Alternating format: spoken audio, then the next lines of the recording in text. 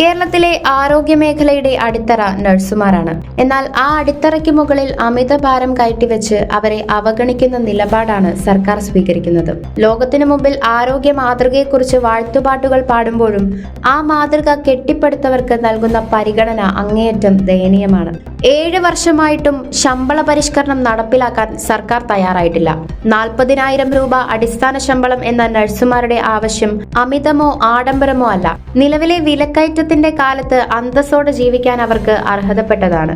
Covid കാലത്ത് ജീവൻ പോലും പണയം വെച്ച് പോരാടിയവർ ഇന്ന് സ്വന്തം അവകാശങ്ങൾക്കായി കേഴേണ്ടി വരുന്നു എന്നത് ഭരണകൂടത്തിന്റെ വലിയൊരു വീഴ്ചയാണ്.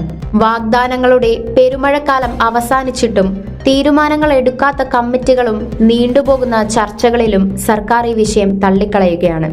ആരോഗ്യ മേഖലയുടെ നേട്ടങ്ങൾ സ്വന്തം നേട്ടമായി പ്രഖ്യാപിക്കുന്ന സർക്കാർ അതേ മേഖലയിലെ നഴ്സുമാരുടെ ജീവിത നിലവാരം എന്തുകൊണ്ട് പരിഗണിക്കുന്നില്ല?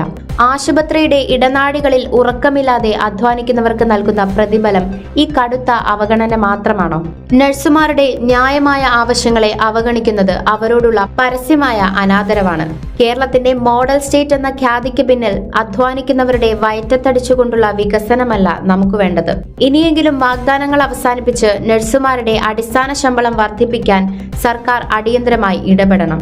നിസ്സംഗത തുടർന്നാൽ അത് ആരോഗ്യ മേഖലയുടെ തകർച്ചയിലേക്കാകും വഴിതെളിക്കുക. News desk ZECO news.